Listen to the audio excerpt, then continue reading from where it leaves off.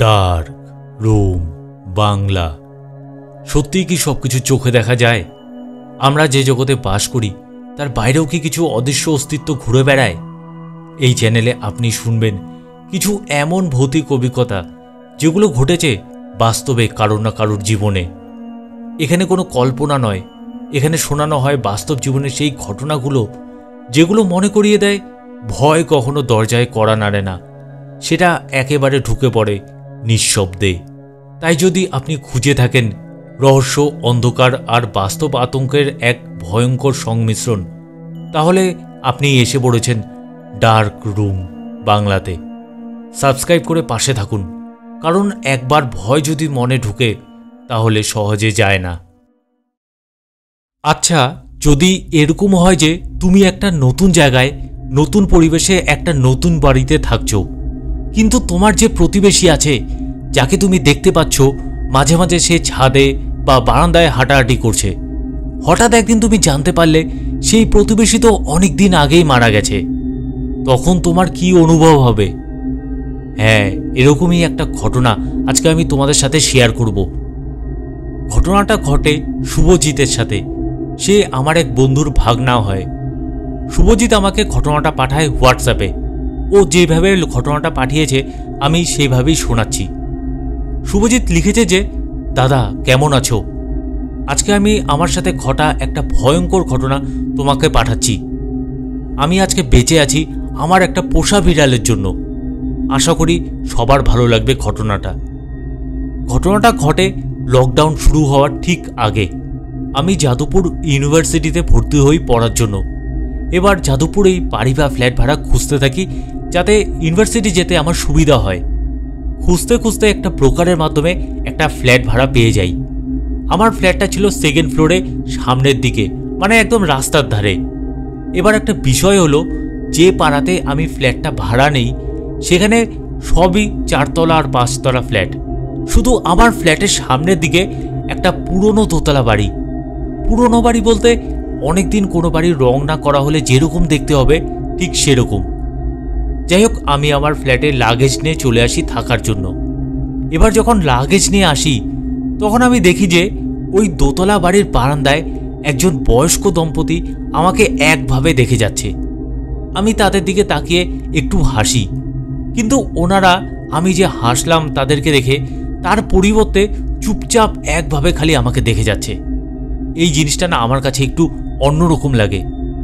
এরপর তো কিছুদিন কাটে। আমি লক্ষ্য করি যে ওই বাড়িতে কেউ আসেও না, বা আশেপাশের কেউ তাদের সাথে কথাও বলে না। শুধু মাঝে মাঝে বয়স্ক লোকটি বাইরে বের হতো ঘরের প্রয়োজনীয় কিছু জিনিস নিয়ে আনার জন্য। মানে মাসে 1 থেকে 2 বার বের হতো সংসারে যা যা লাগে, চাল ডাল এসব নিয়ে আনার জন্য, তারপর আবার ঘরেই থাকতো। আমি আরও একটা জিনিস খেয়াল করি যে ওই বয়স্ক দম্পতি যখন বারান্দায় বসতো তখন আমার ফ্ল্যাটের দিকে একভাবে তাকিয়ে থাকতো। এইভাবে 7-8 মাস কেটে যায়। এর মধ্যে চারিদিকে সে সময় করোনার প্রকোপ বাড়তে থাকে। এবার সরকার যখন লকডাউন ঘোষণা করে তখন আমি সেই ফ্ল্যাটে আটকে পড়ি, বাড়ি ফিরতে পারিনি। আসলে আমি ভেবেছিলাম হয়তো 1 মাস পর সবকিছু স্বাভাবিক হয়ে যাবে, তাই বাড়ি ফেরারও চেষ্টা করিনি। কিন্তু পরিস্থিতি তো স্বাভাবিক হয়নি। এবার 1 থেকে 1.5 মাস কাটার পর একদিন সকালে দেখি যে বয়স্ক লোকটির বাড়ির সামনে একটা অ্যাম্বুলেন্স এবং সেই ওয়ার্ডের কাউন্সিলর, তার সাথে কয়েকজন লোক দাঁড়িয়ে আছে। এরপর আমি দেখলাম যে বয়স্ক লোকটির স্ত্রীর মৃতদেহ বের করা হচ্ছে। তো অনেকেই ভাবে যে হয়তো করোনাতে মারা গেছেন উনি, আমিও তাই ভাবলাম।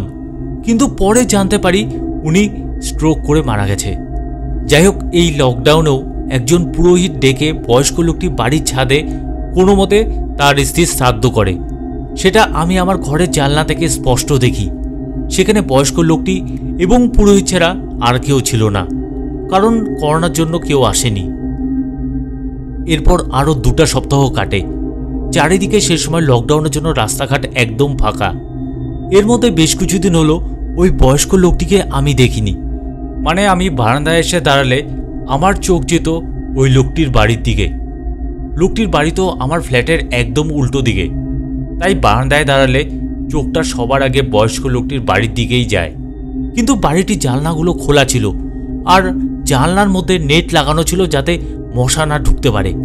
তাই ভেতরটা পরিষ্কার দেখা যাচ্ছিল না, কিন্তু ঘরের ভেতর লাইট জ্বলছিল যা সন্ধ্যা হলে বোঝা যেত। আমি ভাবি যে বয়স্ক লোকটিকে দেখা যাচ্ছে না, ওনার কি করোনা হলো নাকি? এরকম তো অনেক খবর সেই সময় টিভি বা মোবাইলে দেখা যেত যে ফাঁকা বাড়িতে করোনায় মৃত মানুষ পাওয়া যাচ্ছিল। কিন্তু না, সেদিন রাত 8টার সময় আমি যখন আবার বারান্দায় আসলাম, তখন দেখি যে বয়স্ক লোকটি তার নিজের বাড়ির বারান্দায় বসে আছে। তবে ওনার মুখটা ভালোভাবে দেখা যাচ্ছে না, যেহেতু বারান্দায় বাল্ব থেকে হালকা আলো বের হচ্ছিল, কিন্তু এটা বোঝা যাচ্ছিল যে উনি আমার ফ্ল্যাটের দিকে তাকিয়ে আছে। তো আমি ভাবলাম যে উনি তো সুস্থই আছে, ওনার কিছুই হয়নি। পরের দিন আমি পাড়ার একটা দোকান থেকে কিছু জিনিস আনতে যাই। করোনার জন্য দোকান বন্ধ থাকলেও দোকান মালিক বাড়ির ভেতর থেকে দরকারি জিনিস দিচ্ছিল সবাইকে। তো আমিও যাই ওনার বাড়িতে। এবার ওনার বাড়িতে অনেকগুলো বিড়াল ছিল। আমার বিড়াল খুব ভালো লাগে, তাই ওখান থেকে একটা বিড়াল আমি নিয়ে আসি আমার ফ্ল্যাটে। যেহেতু আমি একা, তার মধ্যে লকডাউন, তাই বিড়াল সাথে থাকলে সময়টা ভালো কাটবে। বিড়ালটার রং ছিল ধূসর। সেদিন রাতে না একটা ক্রিপি জিনিস দেখলাম। আমি বারান্দায় দাঁড়িয়ে আছি, তখন দেখি বয়স্ক লোকটি তার নিজের ঘরে হাঁটছে, কিন্তু না খুব ধীরে ধীরে হাঁটছে, মানে পায়ের স্টেপটা খুব ধীরে ধীরে পড়ছে। লোকটি বাঁ দিক থেকে ডান দিক যেতে কমসে কম 5 মিনিট লাগলো। তাহলে ভাবো কতটা ধীর গতিতে লোকটি হাঁটছিল। আমি এগুলো দেখছিলাম বয়স্ক লোকটির জানলা দিয়ে, সেটা অস্পষ্ট বোঝা যাচ্ছিল। আগেই বললাম যে জানলার মধ্যে নেট লাগানো ছিল, কিন্তু ঘরের ভেতর লাইট জ্বলছিল, সেই আলোয় লোকটিকে দেখা যাচ্ছে আর বোঝা যাচ্ছিল যে উনি ধীর গতিতে হাঁটছে। আরও একটা বিষয় হলো, লোকটির মুখ দেখা যায়নি, শুধু দেহ দেখা গেছে। তার কারণ হলো আমার ফ্ল্যাটের হাইট বয়স্ক লোকটির বাড়ির থেকে একটু উঁচুতে। এবার যখন বয়স্ক লোকটির এরকম অদ্ভুতভাবে হাঁটা আমি অবাক হয়ে দেখছিলাম, তখনই আমার বিড়ালটা আমার পায়ের সামনে এসে ঘোরাঘুরি করতে থাকে। আমি তখন বিড়ালটাকে কোলে নিয়ে আবার বয়স্ক লোকটির বাড়ির দিকে যেই না তাকালাম, অমনি দেখলাম লোকটি সেখানে নেই। আমি ভাবলাম যে লোকটি হয়তো অন্য ঘরে গেছে। যাই হোক, এরপর ঘরে এসে খেয়ে দিয়ে আমি রাতেরবেলা শুয়ে পড়ি। এবার আমি রাতে ঘুম থেকে উঠি বাথরুম যাওয়ার জন্য। তখন জানলা দিয়ে দেখলাম যে ওই বয়স্ক লোকটি অত রাতে বারান্দায় বসে আছে আর অদ্ভুতভাবে আমার ঘরের দিকেই তাকিয়ে আছে। রাতের বেলা আমি জানলা খুলে ঘুমাতাম। আমি ভাবলাম যে বয়স্ক লোকটি এত রাতে কেন বারান্দায় বসে আছে। তখন রাত্রি 3টা বাজে। এরপর ভাবলাম তিনি তো একা, তাই হয়তো তার মন ভালো নেই। তার মধ্যে কিছুদিন আগে ওনার স্ত্রী মারা গেছে। আগে তারা দুজন বারান্দায় বসে থাকতো, এখন উনি একা বসে আছে বারান্দায়, সেই কারণে হয়তো ওনার মনটা খারাপ। এবার পরের দিন দিনের বেলা আমি বিড়ালটার সাথে খেলছিলাম। তখন পাড়ার একটি লোক বাইকে করে এসে ওই বয়স্ক লোকটির বাড়ির সামনে দাঁড়িয়ে ওনাকে ডাকতে থাকে। ওই লোকটি ছিল পাড়ার কাউন্সিলরের সহযোগী, কিন্তু ডাকাডাকির পরও বয়স্ক লোকটি বের হয় না। তখন আমিও যাই বারান্দায় দেখতে। লোকটি আমাকে দেখে বলে যে, ভাই এই জেঠু কি বাড়িতে নেই? আমি বললাম, কাল তো দেখলাম ওনাকে বারান্দায় হাঁটাহাঁটি করতে। তারপর লোকটি বলল, ও আচ্ছা, এটা বলে সে চলে যায় ওখান থেকে। লোকটি এসেছিল ওনার খোঁজ খবর নিতে যে উনি ঠিকঠাক আছে কিনা। যাই হোক, রাতের বেলা আমি বারান্দায় মায়ের সাথে ফোনে কথা বলছিলাম। কথা বলতে বলতে দেখি বয়স্ক লোকটি বারান্দায় ধীরে ধীরে পায়চারি করছে। আমি তখন বয়স্ক লোকটিকে ডেকে বলি, ও জেঠু, সকালে একটা লোক তোমাকে খুঁজতে এসেছিল, শুধু এই কথাটাই বলি। কিন্তু না, বয়স্ক লোকটি আমার কথার কোনো উত্তরই দিল না। তিনি আপন মনে পায়চারি করে যাচ্ছে বারান্দায়। এবার আমি ভেবেছি যে উনি শুনতে পায়নি, তাই আবার জোরে ডাকলাম। তখনই লোকটি কেউ হঠাৎ রেগে গেলে যেভাবে তাকায় ঠিক ওইভাবেই আমার দিকে তাকিয়েছে। আমি তো এটা দেখে ঘাবড়ে যাই। এরপর বয়স্ক লোকটি ঘরের ভেতর ঢুকে যায়। আমি ভাবতে থাকি যে আমি তো ওনাকে ভালোভাবে বললাম, আর লোকটি আমার উপর রেগে গেল। যাই হোক, সেদিন রাতে একটা অদ্ভুত স্বপ্ন দেখি আমি দেখি যে একজন বয়স্ক লোক আমাকে কিছু বলছে স্বপ্নের মধ্যে। মানে আমি স্বপ্ন দেখছি আমি আমার এক বন্ধুর বাড়িতে বসে বসে তার সাথে গল্প করছিলাম। তখনই আমাদের গল্পের মাঝখানে একজন বয়স্ক লোক হঠাৎ এসে আমাকে কিছু বলছে, কিন্তু কি যে বলছে সেটা না আমি বুঝতে পারছি না। এদিকে লোকটার মুখটাও ছিল অস্পষ্ট। এবার আমার বিড়ালটা হঠাৎ আমার পেটের উপর বসার জন্য আমার ঘুমটা ভেঙে যায়। তখন মোবাইলে দেখি রাত্রে 3:30 বাজে। আমি বিছানা থেকে নেমে বাথরুম যাব, তখন দেখি যে ওই বয়স্ক লোকটি তার নিজের বাড়ির ছাদের পায়চারি করছে। ছাদে তো সে সময় অন্ধকার ছিল, কিন্তু বোঝা যাচ্ছিল যে একটা কালো ছায়ার মতো কিছু ছাদে ঘোরাঘুরি করছে। আমি না অবাক হয়ে যাই যে লোকটি এত রাতে ছাদে কেন ঘোরাঘুরি করছে। আর ওনার ঘরের ভেতরে লাইটগুলো জ্বলছিল, মানে সেই লাইটগুলো দিন রাত 24 ঘন্টা সারাক্ষণ জ্বলতে থাকে। এই বিষয়টা না আমার মনে একটু খটকা লাগে যে কে এরকম দিনের রাতে সারাক্ষণ লাইট জ্বালিয়ে রাখে। যাই হোক, পরের দিন সকালে পাড়ার দোকানে যাই কিছু জিনিস নিয়ে আনার জন্য। তখন ওই ভদ্রলোকটির সাথে দেখা হয়, যে বয়স্ক লোকটি বাড়ির সামনে এসে ওনাকে ডাকছিল। ওই ভদ্রলোকটি আমাকে বলে যে, বসাক জেঠুকে কি দেখেছো? আমি বললাম, হ্যাঁ, কাল রাতেই তো দেখলাম যে উনি অন্ধকারের মধ্যে ছাদে পায়চারি করছিল। লোকটি তখন বলল, আরে আমি তো ফোন করছি, ওনার ফোন সুইচ অফ বলে। আমি আর তখন কিছু বলিনি। এবার সেদিন বয়স্ক লোকটিকে আমি আর দেখতে পাইনি। রাতে ঘুমোচ্ছিলাম, হঠাৎ আমার ঘুমটা ভেঙে যায় আর দেখি যে আমি পুরো ঘামিয়ে গেছি। আসলে সে সময় লোডশেডিং হয়ে গেছিল, তাই ফ্যান বন্ধ হয়ে গেছে। এবার আমি বারান্দায় গিয়ে দাঁড়াই, চারদিকে তো অন্ধকার নিস্তব্ধ। আমার তখন চোখ যায় বয়স্ক লোকটির বাড়ির বারান্দার দিকে। সেখানে বয়স্ক লোকটি ছিল না।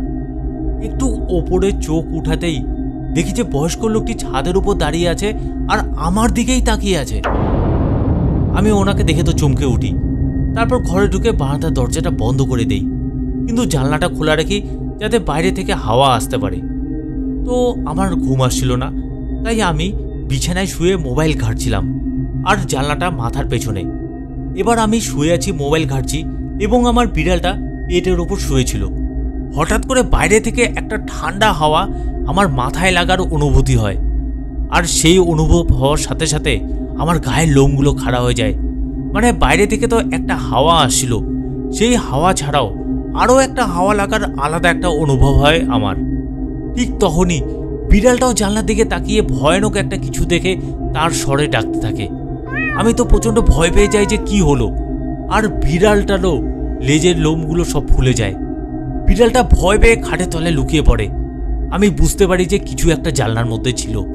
আমি ভয়ে ভয়ে পিছনে তাকাই, কিন্তু আমি জানলার মধ্যে কিচ্ছু দেখতে পারিনি। সেদিন সারা রাত আমি আর ঘুমাতে পারিনি এবং পরের দিনও চিন্তা করতে থাকি যে গতকাল রাতে জানলায় কি হয়েছিল। যাই হোক, এবার রাতে শোবার সময় আমি ভয়ে জানলাটা বন্ধ করে রাখি।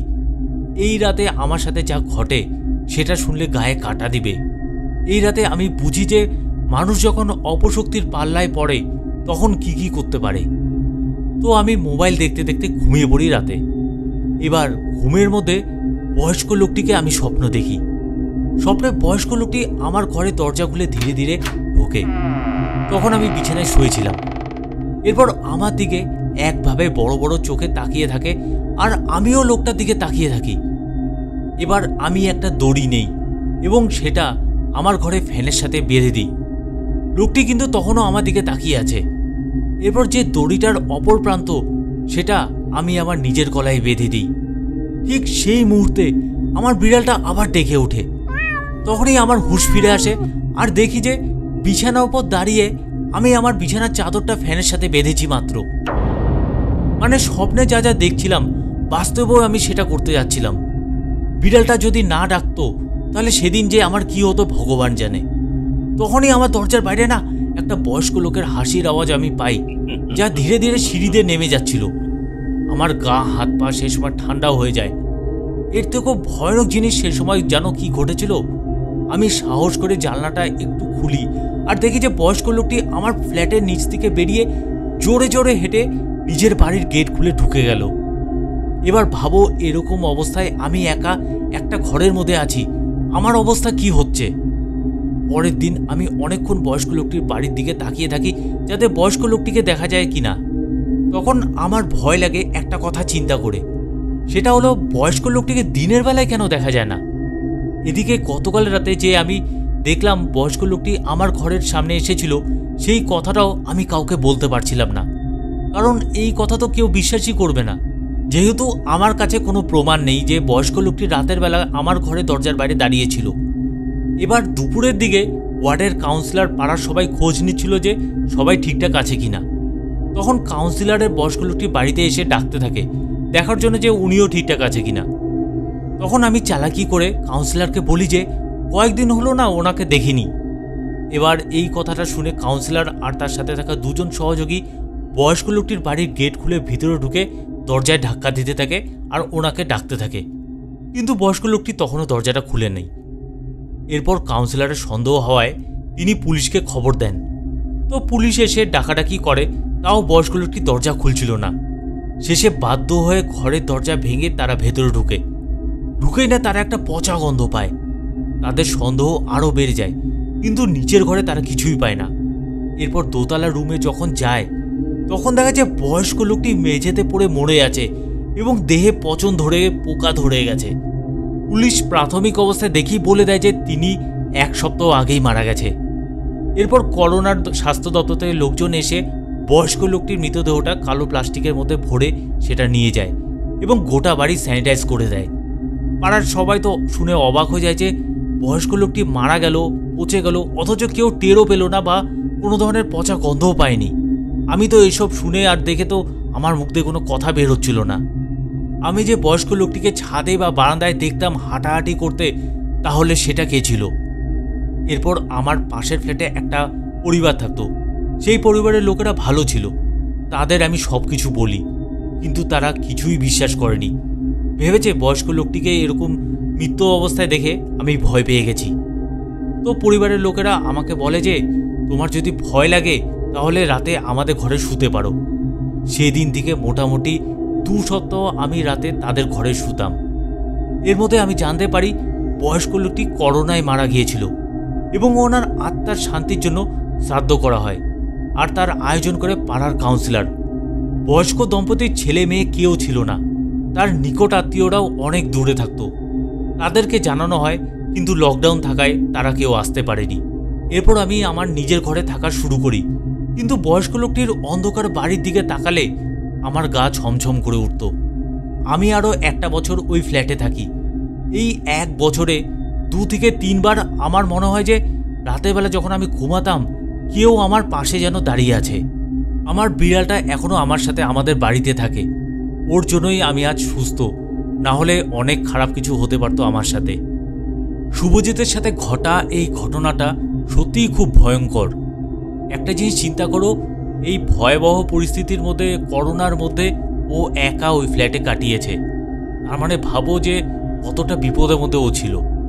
শেষে যখন নাকি ওই বয়স্ক লোকটির শ্রাদ্ধ করা হয়, তারপর থেকে কিন্তু আর ওই বয়স্ক লোকটির আত্মাকে দেখতে পারেনি শুভজিৎ। মানে ওই বয়স্ক লোকটি হয়তো শুভজিৎকে বলতে চেয়েছিল যে তার আত্মা মুক্তি পাচ্ছে না। একটা মৃত আত্মা যদি নিজের মৃত্যুকে স্বীকার না করে, তাহলে প্যারানর্মাল গবেষণার মতে একে বলে আর্থবাউন্ড স্পিরিট। যাদের মৃত্যু হয় হঠাৎ বা দুঃখজনকভাবে, তারা নিজেদের মৃত বলে মানতে পারে না।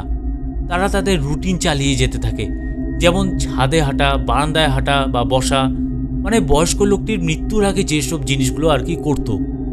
প্রেতাত্মা যাদের দেখতে চায় শুধুমাত্র তারাই তাকে দেখতে পায়। শুভজিৎ বয়স্ক লোকটিকে দিনের বেলায় দেখত না, কিন্তু রাত হলেই সে একমাত্র তাকে দেখতে পেত। হতে পারে লোকটির আত্মা শুভজিতের ওপর কোনো কিছু চাপিয়ে দিতে চেয়েছিল, হয়তো নিজের মৃত্যুটা বুঝিয়ে দিতে চাইছিল। আজকের এই ঘটনাটা তোমাদের কেমন লাগলো? যদি ভালো লেগে থাকে তাহলে আমার চ্যানেলটাকে একটু সাবস্ক্রাইব করে দিও, কারণ এরকম আরও অনেক ভয়ানক ঘটনা তোমাদের জন্য অপেক্ষা করে আছে। আজকের মতন টাটা, গুড বাই।